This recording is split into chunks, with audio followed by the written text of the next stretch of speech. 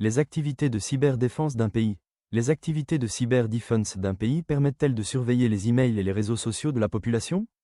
Est-ce légal? Réponse courte, oui, les gouvernements disposent de certains pouvoirs légaux pour surveiller des activités en ligne dans le cadre de la sécurité nationale ou de la lutte contre la criminalité, mais ils n'ont pas le droit de lire librement les emails privés ou les messages sur les réseaux sociaux de toute la population sans autorisation légale.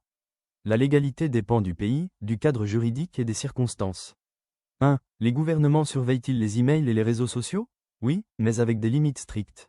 Dans de nombreux pays, par exemple au Royaume-Uni, en France, aux États-Unis, etc., les services de renseignement et les forces de l'ordre peuvent accéder à des données de communication, métadonnées, qui contactent qui, quand, comment, et dans certains cas, accéder au contenu des communications, uniquement avec une autorisation légale, mandat judiciaire, autorisation ministérielle ou décision d'un juge.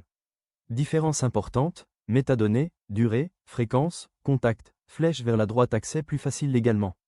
Contenu des messages, textes, pièces jointes, messages privés, flèche vers la droite beaucoup plus protégé. 2. Est-ce légal? Oui, mais seulement sous conditions strictes. C'est légal si il existe une autorisation légale formelle d'un mandat du juge, une autorité compétente. La surveillance est nécessaire et proportionnée en cas de terrorisme, crime grave, espionnage. Elle est contrôlée par des organes indépendants, juges, commissions de contrôle. Il s'agit de contenu public, posts publics sur Facebook, X, TikTok, etc. Les publications publiques sur les réseaux sociaux peuvent être analysées légalement, car elles ne sont pas privées.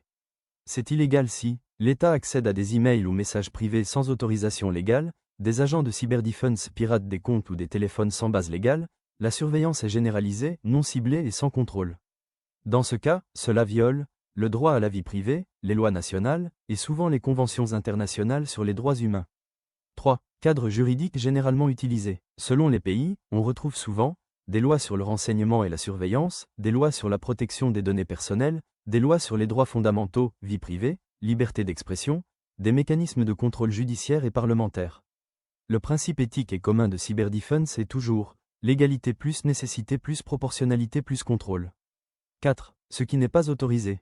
Lire tous les emails de la population, par défaut, espionner des citoyens sans raison légale, pirater des comptes privés sans mandat, surveiller pour des raisons politiques ou personnelles, même l'État n'est pas au-dessus de la loi sur les droits des citoyens d'un pays. Résumé simple, activité légale. Lire tous les emails privés de la population, c'est légal? Réponse, non, il y a violation de la vie privée. Surveillance ciblée avec mandat, c'est légal? Réponse, oui, sécurité nationale, crime grave. Analyse de postes publics sur réseaux sociaux, c'est légal? Réponse, oui, données publiques. Piratage de comptes sans autorisation, c'est légal? Réponse, non, c'est une infraction pénale.